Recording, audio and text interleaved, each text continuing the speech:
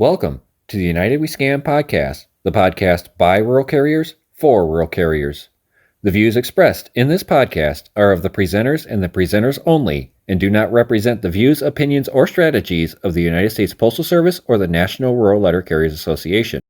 We ask that you please consult your assigned union representative for guidance in your local area. Please like this podcast, share with your fellow rural carriers, and subscribe to be notified each time a new episode is uploaded. Please leave a comment or question for us below. Thank you.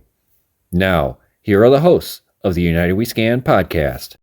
Hey, welcome back, everybody. We're doing a bonus episode Sunday, but we're here tonight because they have informed us that we have reached a tentative agreement, and we are going to go over the highlights that were posted. I will forewarn you that it might get a little heated at times, but I am the voice of reason, so we are here tonight. Me, James, and Bill. James is on the road, coming back from Montana.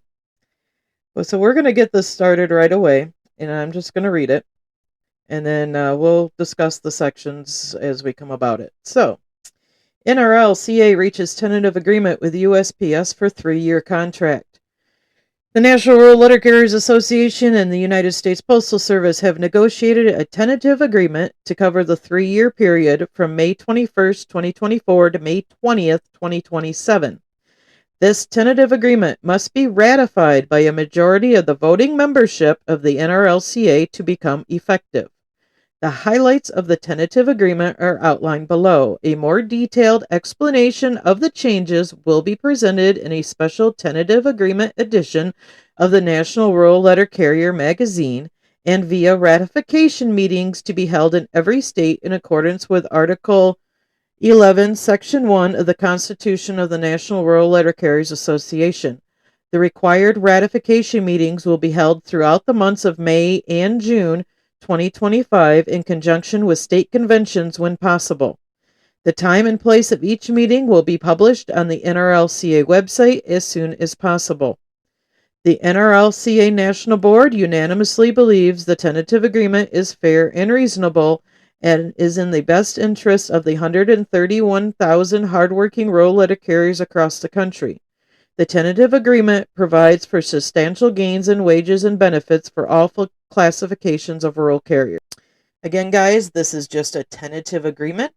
We still need to get that hard copy print of the TA that will have more explanations and information other than just these highlights, as well as ratification. Those you can at least monitor there. Yes, sir. You used the word there. I'm not sure is correct. You said substantial. I was reading it. It was not my word. It was what I didn't hear substantial what? Gains in wages and benefits. Oh, okay. All right. I thought yeah. Okay. Okay. Sorry. So, before everybody's like, no.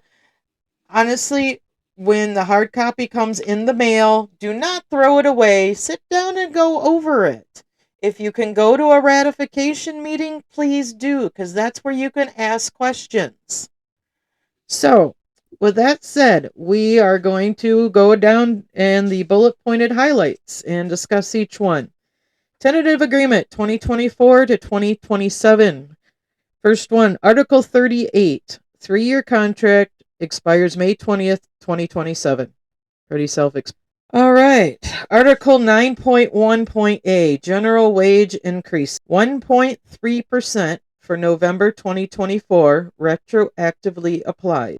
1.4% November 2025, and 1.5% of 2026. Example based on a 40-hour route at Step 7 of Table 1. Effective November 16th, 2024, general wage increase of $9.17 annually. Effective November 15th, 2025, general wage increase of $9.88 annually. Effective November 14th, 2026, general wage increase of $1,058 annually. These amounts will vary depending on the table, step, and the evaluated hours of the particular carrier and route. All right, guys, go ahead. Give your opinions on that one. Okay. 1.3, 1.4, 1.5.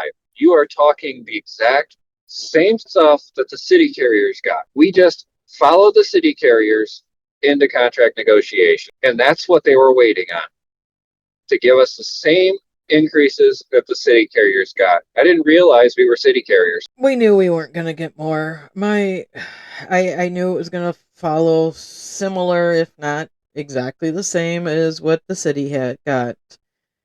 Am I surprised? No. Am I disappointed? Of course. Bill, any thoughts on it? No, no, no. I'm not surprised.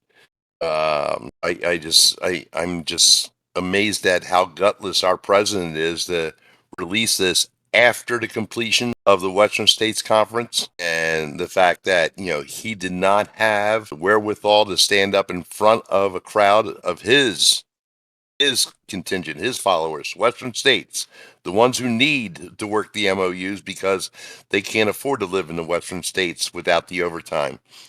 But he couldn't do that in front of 80 some people that attended the Western States in Billings, Montana, and take the heat. This is how gutless this man is, and for him to say that these are substantial increases is just a slap in everybody's face. And if you're table one, okay, the 1.3 might not look so bad. If you're at table two, 1.3 doesn't do diddly. And I'm just so disappointed for the entire craft, but we knew this was coming. We warned everybody we'd get the same thing as the city carriers. We have, in the instance of the NLAC and the NRLCA, we have two gutless leaders. And if this doesn't get everybody off the fence about changing the leadership in the National Rural Letter Carriers Association, I don't know what will, because this is the most cowardice act I've ever seen of somebody dropping this news on a Friday before a holiday weekend. Easter is a holiday for some, and right after a Western States Conference. Gutless. That's all I can say. He's gutless. And I'm ashamed of every one of you that voted for him last year, because you got exactly what you deserve, except for the retirees, because this won't phase them at all. I'm done. It's almost Okay. like Renfro. It's almost like Renfro when he said it was going to be a historic contract. Substantial raises. Using cost of living adjustments as a base for what your raises are is robbing Peter to pay Paul. It's basically just saying, well, your normal general wages don't mean anything. You need the cost of living to get you where you need to be. The cost of living was designed to help us stay above the cost of living, not get us close to what cost of living is after the fact. And we're sitting here and 1.3, 1.4, 1.5 with Diet Cola for table two is not going to help anybody. You're talking about, I'm going to be paying the same amount for milk and groceries and other expenses that I have that every other carrier is going to do. But because I'm on table two, I get less of a cost of living adjustment. So that means I make even less money. So the divide between table one and table two gets larger and larger and larger. We're doing the same job. James, We're doing the same work. can I And it's read not the enough. next one since that's about the cola Yes, before we please. start going off on the cola? Getting ahead of myself there. Okay. And I'm the one drinking Crown right now. So, all right. The next one is Article 9.1.E. Cost of living adjustment. Retain same formula and frequency. July 2024 retroactive. January 2025 retroactive. July 2025 retroactive if necessary. January 26, July 26, January 27. No, they did not rebase. The July 2024 COLA will be paid retroactively. This COLA will be approximately $978 annually for Table 1 and Step 15 of Table 2. The amount will be applied proportionally to Steps 1 through 14 in Table 2. The January 25 COLA will be paid retroactively. The COLA will be approximately $416 annually for Table 1, Step 15 of Table 2.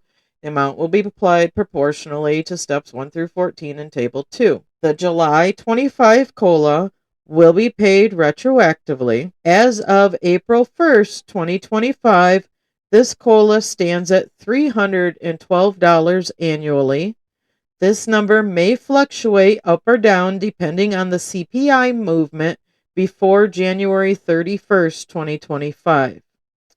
With the November 24 general wage increase, the July 24 and January 25 COLAs, and the July 25 COLA so far, regular carriers and PTFs will receive an initial salary increase of approximately 3.7% based on the timing of the signing of this national agreement. Okay, now you can go off on the Diet Cola. Well, I already went off on it a little bit, but you said that 3.9% is for the top step, correct? 3.9%. It says regular rural carriers and PTFs will receive salary increase of approximately 3.7%.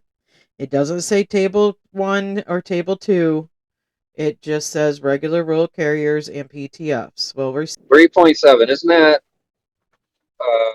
so 1% plus the 1.3 and 1.4%, right? pretty much. If I'm not mistaken. Yeah. Yeah. And the inflation went up 20%. And we only gained 4% with the last contract on the current inflation. Yeah, and then you give Diet Cola on top of that. I mean, please put the numbers in there for the people on Table 2, Step 1, so we know that we're only getting $500 of an increase annually. That's the way you need to do it. You need to put the highest number and the lowest number so the craft knows exactly how much the lower the lower steps on Table 2 are getting screwed. That's what you need to do. You need to show us exactly how much each, the top step and the lowest step, and the ones in between can figure they're somewhere in between those two numbers. But instead, you only give the top step so it looks really good. They'll go for it. Well, I see where somebody says, does anybody know a retired Table 2 Step 15 carrier? And it's like, well, hold it. That would have started in 2012, so they've got 12 and a half maybe years in, and they wouldn't qualify for retirement anyway, let alone at the pay rates that they incurred over those 13 years. So, guess what? You're screwed anyway. Okay. I mean, why isn't everybody getting the same freaking COLA, the same percentage across? I mean, how hard is it to figure that one out? Okay. Yeah, like you said, James, it is Diet Cola because of the fact that you're like Renfro. Okay, you're highlighting specific areas so that you don't look what they're doing with their left hand. Oh, in the right hand, we have this cola. It looks so good. It looks so delicious. Yes, divided over 26 pay periods and everything else, and it's not going to amount to jack shit. The problem of this situation is that most people are not that involved to the point where they understand that. Renfro turned around and took his contract, throwing in his colas and everything, and made it look like an 18% pay increase. Problem was the monies they were getting as back pay was included in that percentage. So therefore, those one-time payments that they were getting were not actually increases in their base pay rate. They were retroactive pay increases, a one-time deal. Go out and have a good time on that, go out and buy a Harley or something, and then 3 months down the line say, well, hold it, I got 18%. Where's the rest of my paycheck to pay for my new motorcycle? Well, that's because you weren't paying attention. This is the sleight of hand stuff that these people pull, and I swear to God, they have the same playbook as the NLAC and Renfro because it looks exactly the same. It really does, and God, I can't wait till August. I really can't. Orlando is going to get lit up. Mid states, oh my God, oh, geez, I might have to come out for mid states just to see James because I'm gonna put a dog collar on him. Jesus, God, he's going to be rabid. Ruby and I and Little Man will be there. It's atrocious. Okay. So, can we move on to the next one? Yes, please go on to the RCA part. Article 9.1.H, RCA and ARC compensation. All RCAs receive 1% increase in each year in lieu of a cost of living adjustment, effective with general wage increases above, retroactive. Table 4 RCAs receive salary increase of 55 cents per hour, effective no later than the first full pay period 180 days after contract ratification. Table 4 RCAs receive salary increase of $1 per hour upon completion of 3 years of service, effective no later than the first full pay period 180 days after contract ratification. These adjustments reflect wage increases of 7.1 to 14.8% depending on classification over the life of the national agreement. So, the projected pay increases for the life of 2024-2027 national agreement hourly rate of pay. Table 3, Schedule 1. This is RCAs hired between August 25th, 1991 and August 10th of 2012. You're currently at 2562. You'll go to 2620, effective 11/17/24.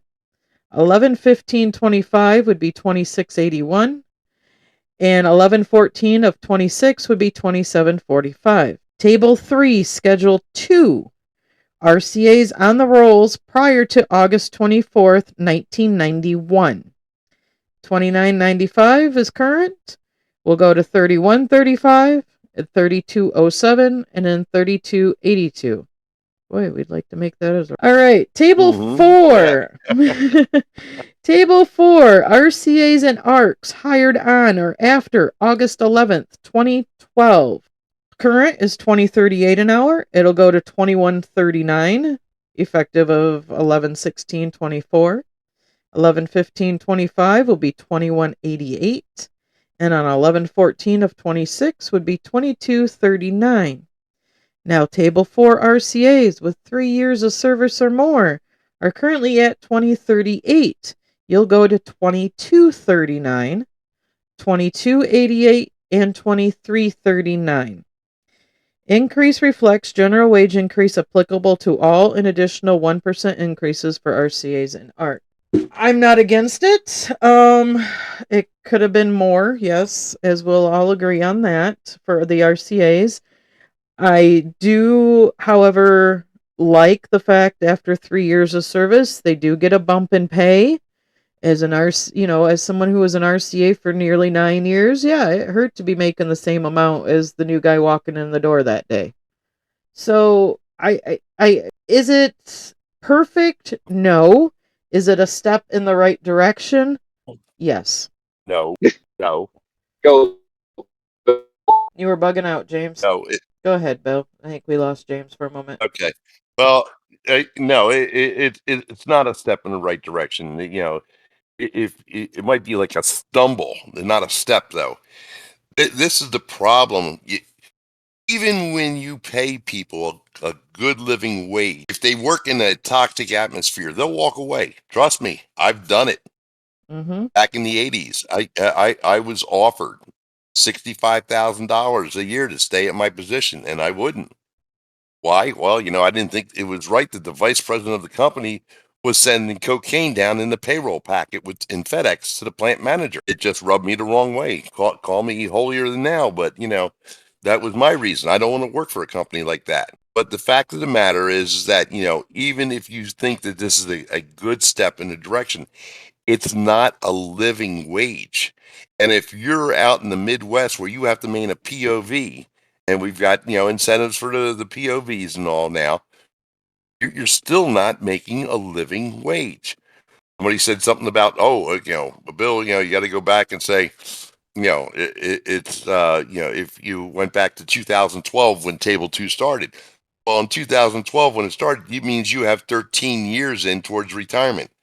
And if you're not of retirement age, of qualifying age, then you still have to keep going. So, no, this does not address the situation whatsoever because Table 2 is so far behind Table 1. And now, you've got the RCAs and the ARCs. I'm not too concerned about the ARCs as they're part-time, people for Sundays and holidays, supposedly. But the RCAs themselves, which are the backbone of the rural carriers because they give us breaks off of our routes, they're still suffering. I mean, how many places can you go look up right now? Go on your phone and look up local jobs near me, and you'll find jobs right off the bat that don't require you to use your vehicle and are paying over $22 an hour, and some with benefits, which you're not getting as an RCA. Oh, they give you, an allowance towards your medical.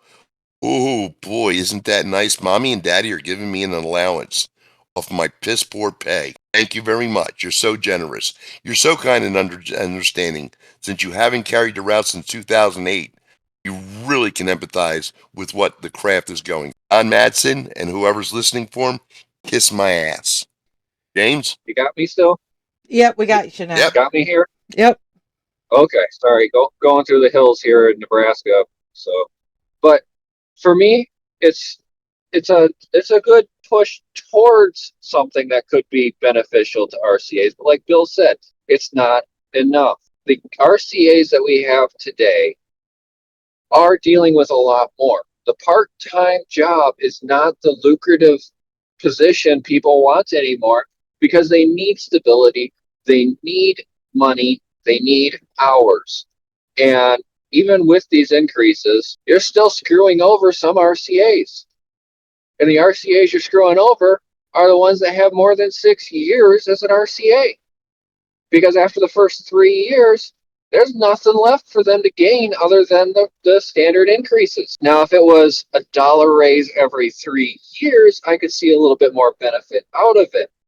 But because it's only one raise after 3 years, which for a lot of RCAs would be beneficial, I do know of an RCA that will end up leaving the Postal Service to retire as an RCA because their route that they're on is an aux route. It's the only one in an office, and they will retire as an RCA because there's no room for growth in their area. They're not getting any benefit out of it. We need to do better for this craft with our RCAs for pay and for our regular carriers. But our RCAs are the backbone that allow regular carriers to have their K routes and have their K days or their J days. Allow them to take annual leave. Allow them to be sick and use their sick leave. The benefits we get with our national agreement. With no RCAs, we can't use our leave. And we'll get into leave a little bit later on this as well.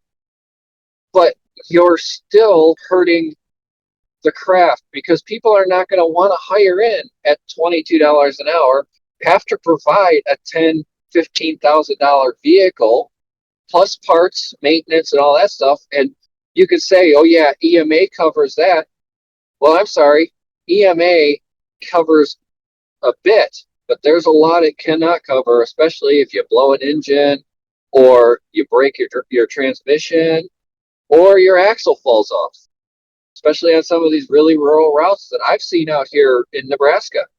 The roads I've been down, dirt roads that I've been down. Our RCAs are vital to the rural craft, and we need to treat them like they are that vital part of our craft. Okay, off my soapbox. Next part.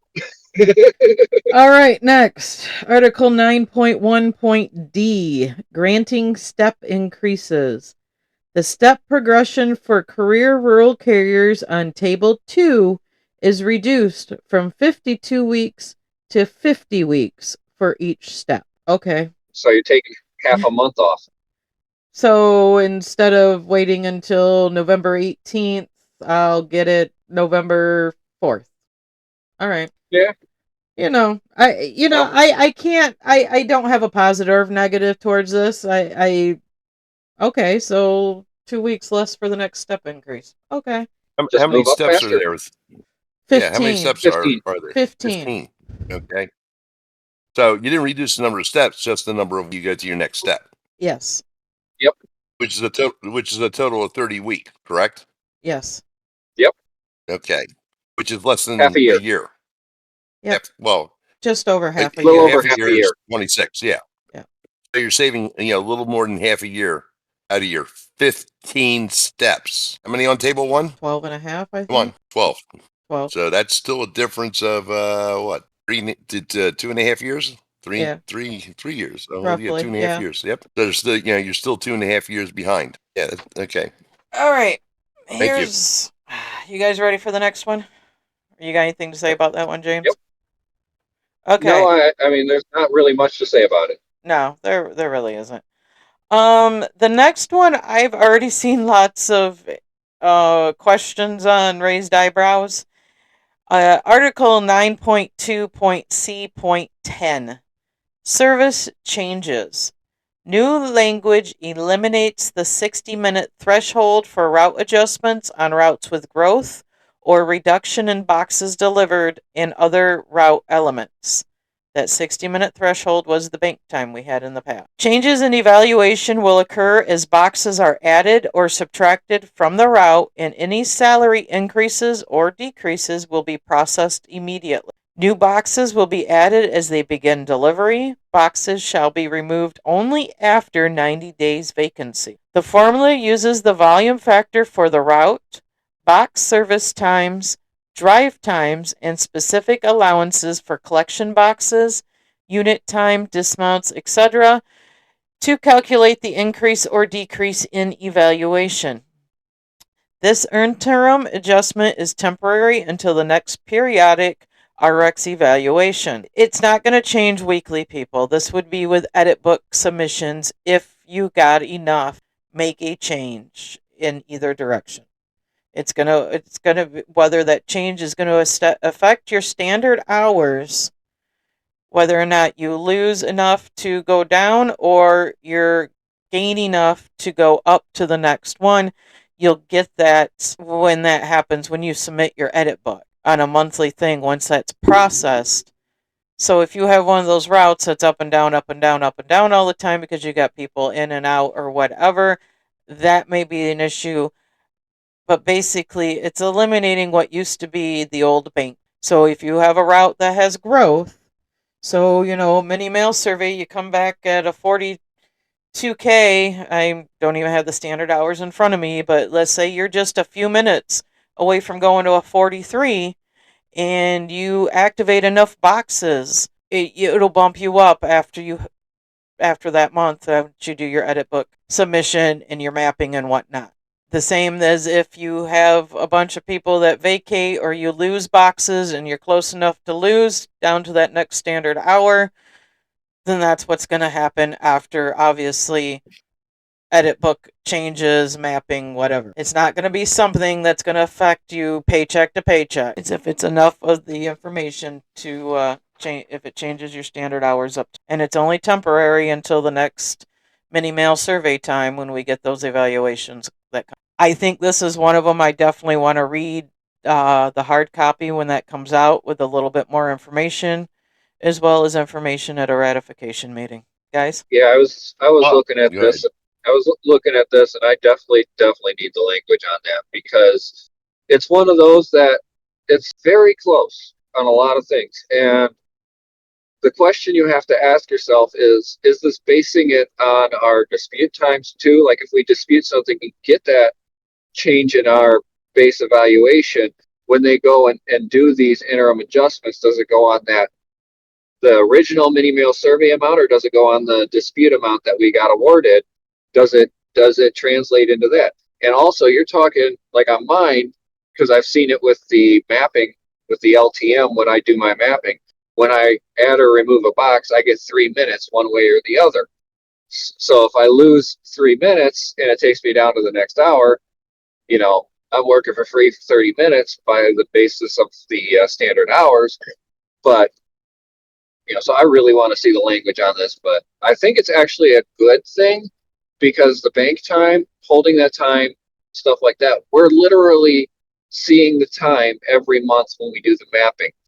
So if we should be paid the time that we see on the mapping, not waiting on bank time. And several people posted in the comments was, how does this affect the routes that are supposedly frozen for a year? Because like you said, you need more information to see how that pertains to those instances, or the people frozen for over a year. And from my understanding in that MOU, that the interim adjustments would still be probable for them, or happen if needed. So again, the clarification with that and with the MOU on those routes that are frozen. So, are we ready for the next one? This is a brand new one. Go for it. Article 10.2. This is new. Annual leave exchange option. Career employees will be allowed to sell back a maximum of 40 hours of annual leave prior to the beginning of the leave year, provided the following two criteria are met. 1. The employee is at the maximum leave carryover ceiling at the start of the leave year. And 2. The employee must have used fewer than 72 sick leave hours in the leave year immediately preceding the year for which the leave is being exchanged. So basically, if you're one of those that you don't use any sick leave and you can't get to use any of your annual leave and you have the maximum leave carryover at the start of the leave year already banked, you can cash out 40 hours. So you cash out 1 week of leave. I can see management using this to abuse. I can see management turning around and saying, "Oh, I can't approve your leave. Just buy back that last week."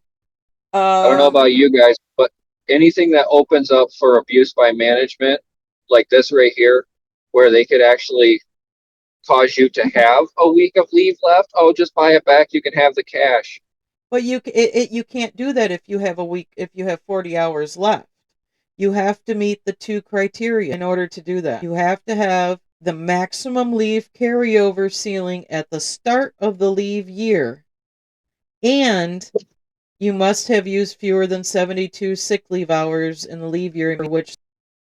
Again, what about if they're at the maximum carryover the year prior, management doesn't give them any leave? Yes, you can grieve that and so on and so forth.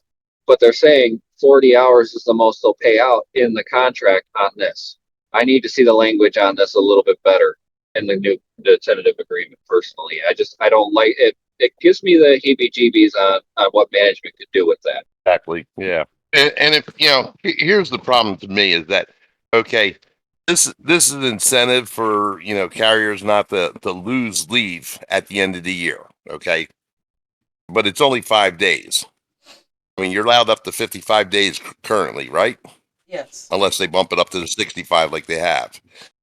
So you're only taking 5 days off. But if you use 3 days, 72 hours of sick leave in the prior year, well, I'm sorry. What does that have to do with my damn annual leave and being, in an office without enough subs, without enough, coverage so I can take my duly earned time off? I took three days off because I had to go to doctors, or I had to take a child to the doctors, or a parent even to the doctors in the prior year. Come on, you turned around and you put a carrot out there for us. Okay, that's what it is. It's a carrot, and I'm not saying it's not a worthwhile carrot, but you put a carrot out there, and then you put conditions on it. Well, what the hell for? Aren't we working enough already that you just can't let us cash that out if we want? All right, you ready for the next one? All right. Sure. Article 12.2.A.2 Seniority Lists. New language clarifies that seniority lists and any updates must be provided to the NRLCA district representative for the office. So management has to submit the seniority lists and anytime it updates to the DR. Okay. It just clarifies that they have to do that. So I'm going to move on. Article 12.3 Rural Carrier Posting. Paragraph B changed to reflect 7 calendar days for a local posting instead of the current 10 calendar days. Paragraph D changed to reflect 10 calendar days for a district posting instead of the current 15 calendar days. Okay. It just speeds up the process. Yeah, that's all it does. This doesn't bother me one bit, whether it was 7 days or 10 days. So. Yep. All right. Article 24.2 Leave for union conventions. Add specific language to include area conferences for approval of leave.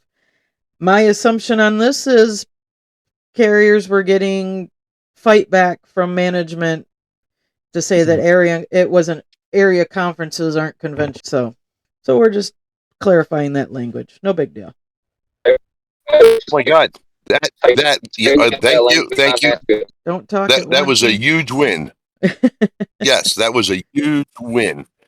My God. Ready, James? Yep, go ahead. All right. Article 30.2.A.3. Change to reflect 7 calendar days for a local posting of a new part-time flexible position instead of the current 10 calendar days. Paragraph E, change to reflect 10 calendar days for a district posting of a new PTF position instead of the current 15 calendar days. Okay, self-explanatory. And the purpose of that? Speed up the process. Posting to the other ones. Yeah. All right. You say speed up. I hear whittle down. That too. Okay. All right. Article 30.2.B. Probationary period. The probationary period for rural carrier associate shall be 90 days actually worked or 180 calendar days, whichever comes first. The probationary period for an assistant rural carrier shall be 90 days actually worked or 1 calendar year, whichever comes first. So for RCAs, your probationary period, if you don't meet the 90 days actually worked, will then be shortened to 6 months instead of 1 year. ARCs are going to do 1. I think that's a good one because that feeds right into the next one. You guys ready? Do you have anything about a probationary period? Okay. I'm good. I don't think that's a bad one. Article 30.2.A.3. Language change to reflect that non-probationary RCAs as redefined in 30.2.B shall be considered for office or district postings of PTF positions. I like it, but I want more clarification on it. What was that, James? It sounds like You're roboting, so I'm gonna go to Bill real quick. Bill? Well, I think that that if it's what we think it is, which is allowing probationaries or just off probationary. Arson office. Like I said, this is one that I would need more and have some clarification. Say, yeah, you'll be able to bid on a PTF once you're out of probation. I can't say that. Limited. Again, this is just a highlight. Do you have anything to add, Bill? Okay. MOU 3.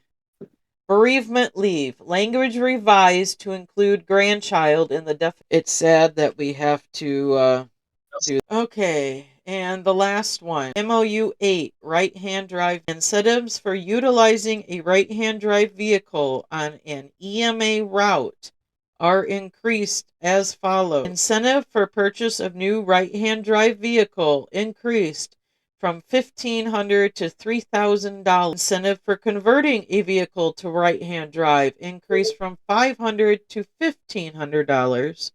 An incentive to purchase of used right-hand drive increased from $500 to $50. Incentives represent a 100% increase for new right-hand drive vehicles and a 200% increase for conversions and used right-hand drive vehicles. Again, you still have to follow the provisions under. Yeah, use is meaningless. 3, and that is the highlight. Again, what was that? I think we lost, and I can't hear Bill. I can see you talking, but I can't. He's not muted. It's an. No, I'm not muted. There he is. Hey, there we go. So, yeah, these are just highlights of the tentative agreement. Like I said, when the hard copy comes out and you get it in your mailbox, please read it. If you can attend a ratification meeting because you have questions, please try to attend. No, I don't want to just stand your back and tell you it's raining outside, Kristen, but when you attend those meetings, you can vent, you can disagree, you can argue, you can get into a fist fight. It doesn't change the outcome of the tentative agreement that has to be voted on. No, it doesn't change. but it at least It can doesn't. add questions Well, yeah. to help you decide. I think that, like you said, on several of these, that we need to see the complete language on there and not just the highlights. I agree. I'll I'll still go back to my original summation that, you know, Don is a weasel and a spineless piece of shit for doing this on the way out of Western states. And the fact that, this is a mirror image of the contract with the NLAC. The difference is that actually their new hires got a better step up than ours in regards to jumping over the AA and the A and B steps in their program. So, they jumped up basically 3 steps out of their table, and we're not doing that at all. And it's a crying shame. Anything else to add? Well, yeah, he said it was about to come out basically at Western States. Yeah, as soon as he got out of the damn conference. Yes, as soon as he got on the airplane, he called Alexandria and says, "Okay, put it up on the website now. Safe." But we still have mid-state. Oh God, It'll be lively. It'll be interesting to see how it goes. That's all I got to say. And I will be there. I know do part-time flexible position instead of the current 10 calendar days.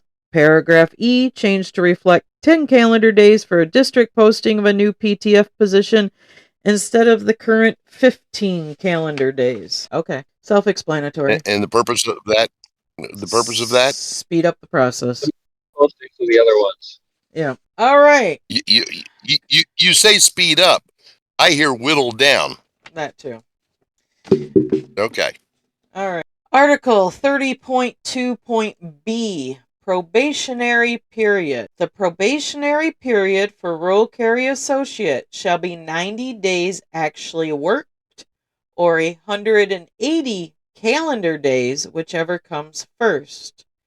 The probationary period for an assistant rural carrier shall be 90 days actually worked or 1 calendar year, whichever comes first.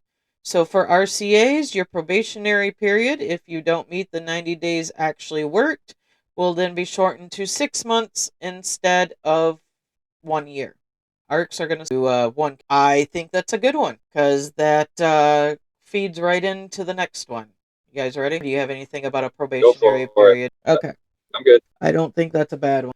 Article 30.2.A.3. Language change to reflect that non-probationary RCAs as redefined in 30.2.B shall be considered for office or district postings of PTF position. I like it, but I want more clarification on it. What was that, James? It sounds like You're roboting, so I'm going to go to Bill real quick. Bill? Well, I think that that if it's what we think it is, which is allowing probationaries or just off probationary. Like I said, this is one that I would need more and have some clear say, yeah, you'll be able to bid on a PTF once you're out of probation. I can't say that. Limited. Again, this is just a highlight. Do you have anything to add, Bill? Okay. MOU 3.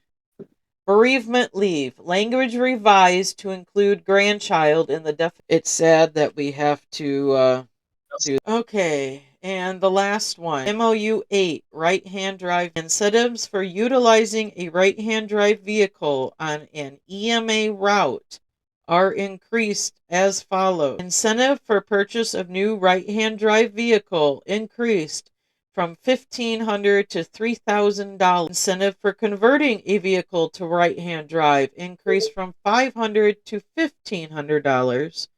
An incentive to purchase of used right-hand drive increased from $500 to $50. Incentives represent a 100% increase for new right-hand drive vehicles and a 200% increase for conversions and used right-hand drive vehicles.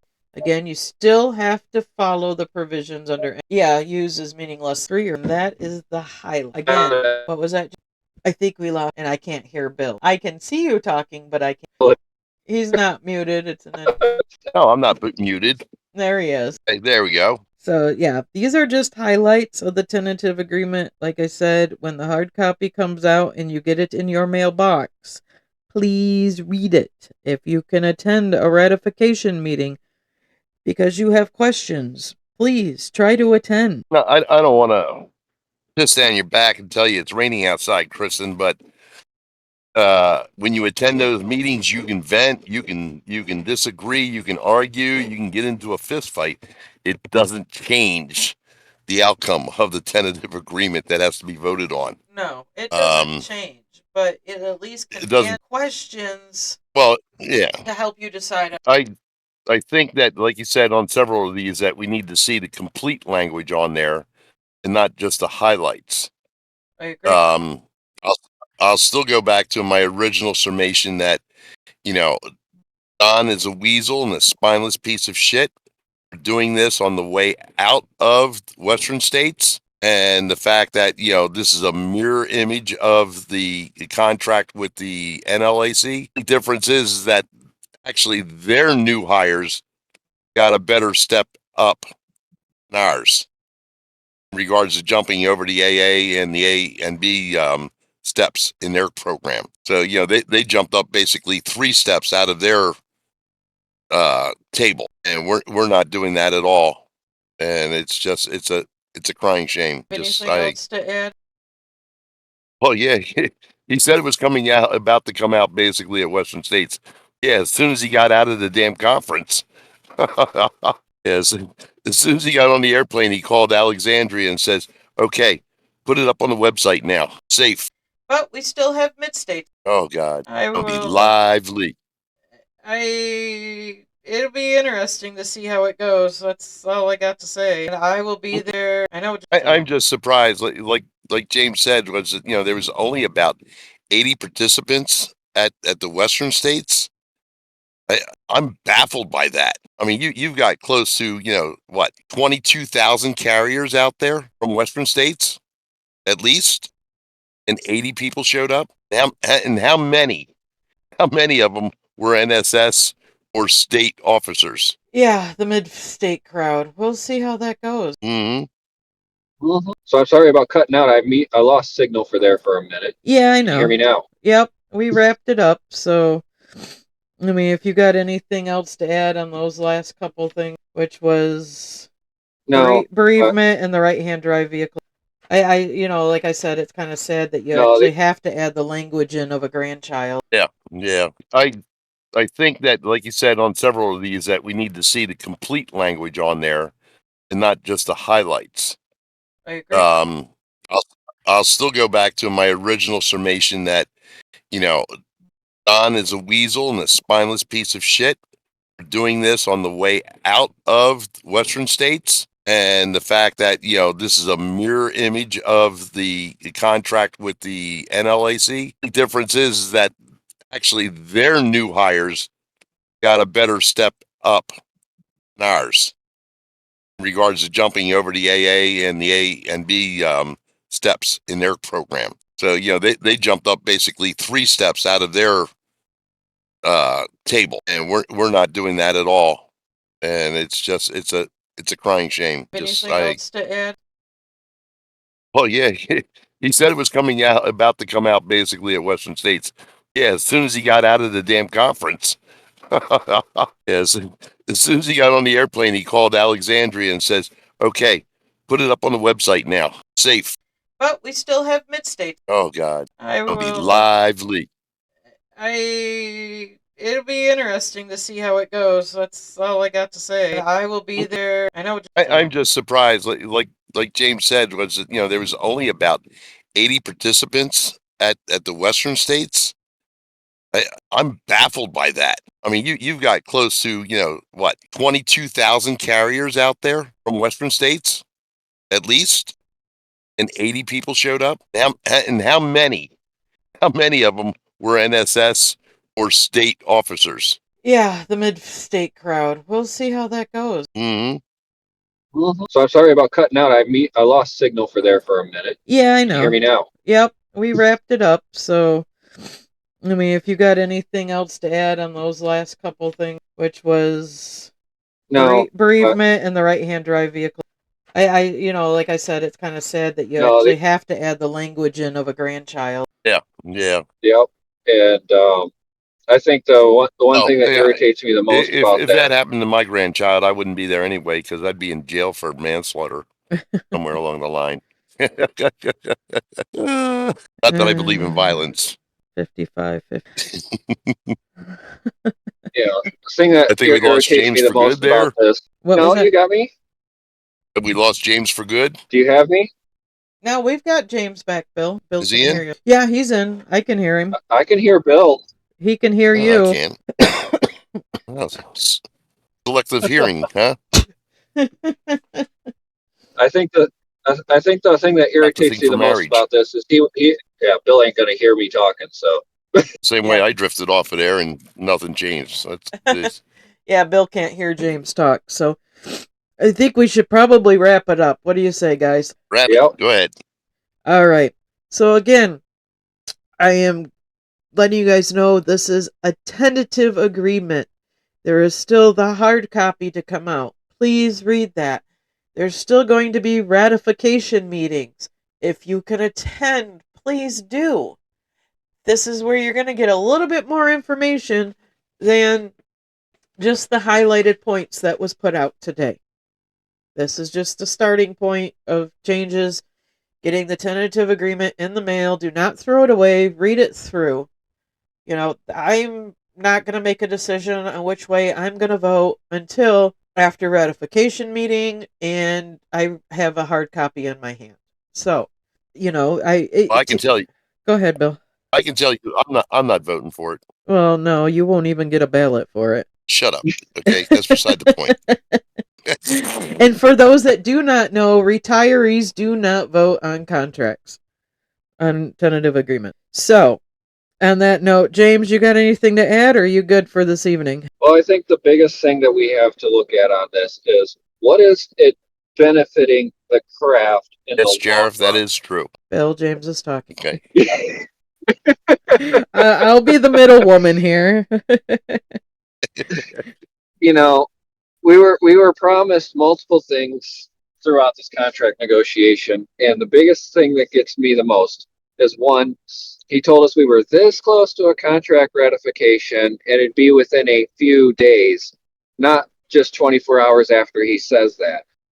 I mean, granted, that's within a few days, but he also promised that RCA should get more than 50% that the CCAs got when the city arbitration got through or the negotiations got through in arbitration. But we get 5 cents more. I guess that's what he thinks RCAs are worth is 5 cents more on the initial drop. Well, 55 cents. we'll see how it turns out because I want to read the whole thing. I want to go through and see if there is anything that's not in the highlights that's been changed as well. So, other than that, it's up to us as carriers to step up and make the choice that best benefits the craft in the whole long run. You got to think past this contract. What's the next one going to look like? Because we're coming up on that one fast.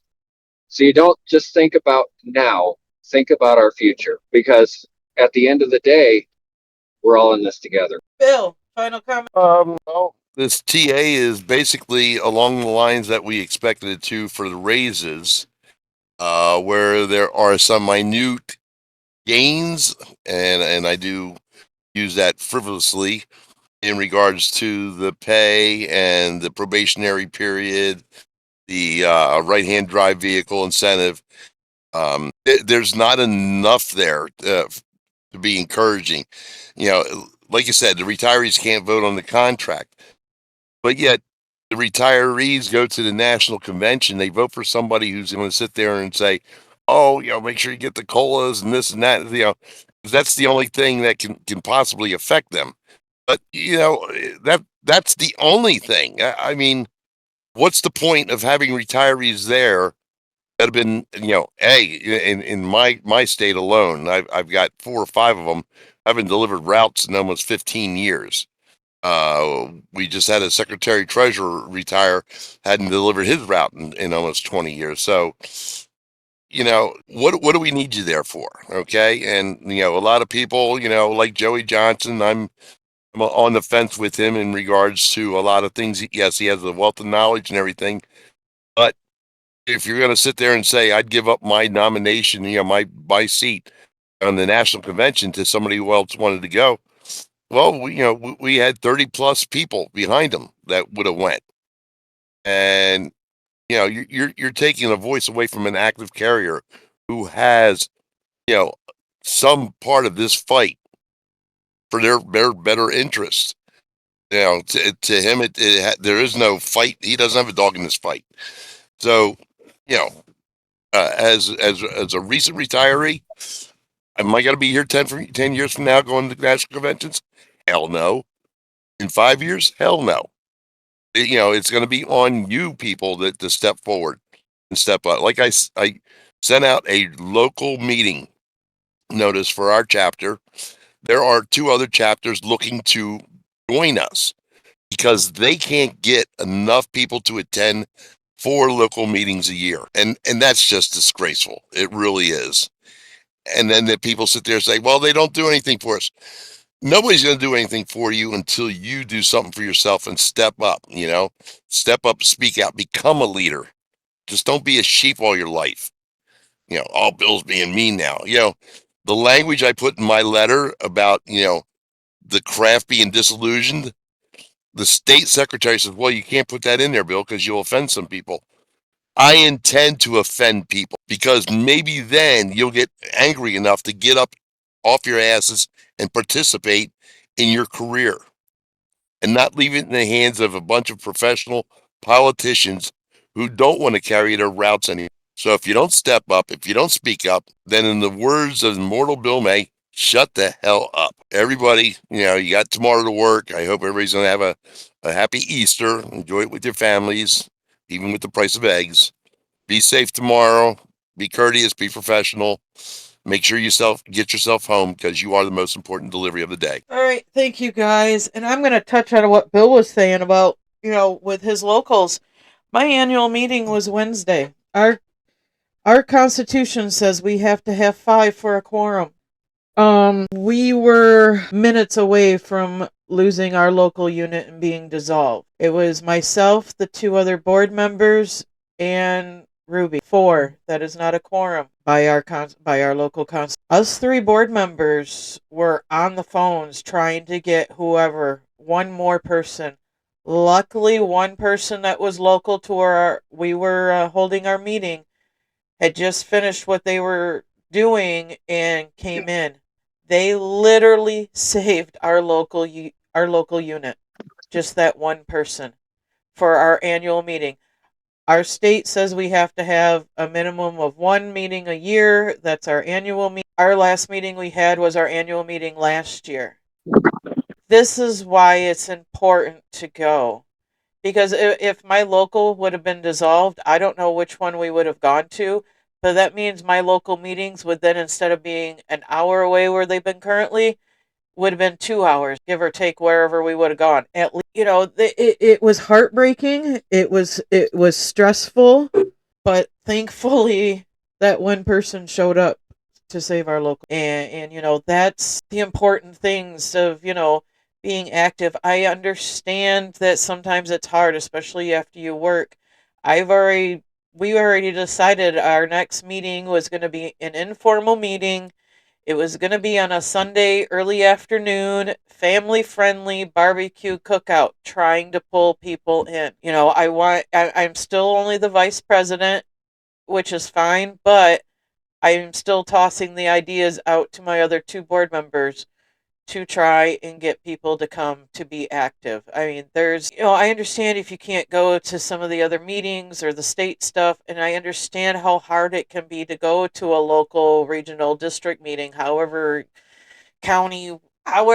your state doesn't, because of the distance. Like I said, it's an hour drive for me where we've been having them. I want to rotate locations like I did in my previous, so that's what I'm working on, to try and get people. That way, if we rotate those locations each time, bringing a guest speaker in, trying to do what we can to save our local unit. You find information out. You meet your other carriers from the other offices when you go to your local meetings. That's how you network with people to say, oh, hey, you get that delegate ballot for national and you recognize the name on there because you just met him at a local meeting or something, or maybe you remember, oh, yeah, so and so at the local meeting was talking about this person. That's how you start to recognize who you want to vote for national delegate. And I'm not going to say, okay, the highlights were out there. I've seen already so much on social media today going, I'm voting no, and I've seen polls up. And you guys, this is just a highlight. This is a small glimpse.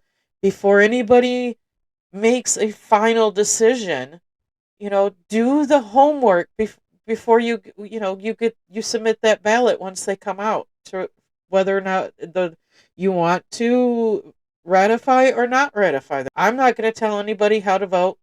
I personally right now don't know what I'm going to vote yet because I'm going to wait. So, don't take things hastily, but at the same time, I mean, I get it.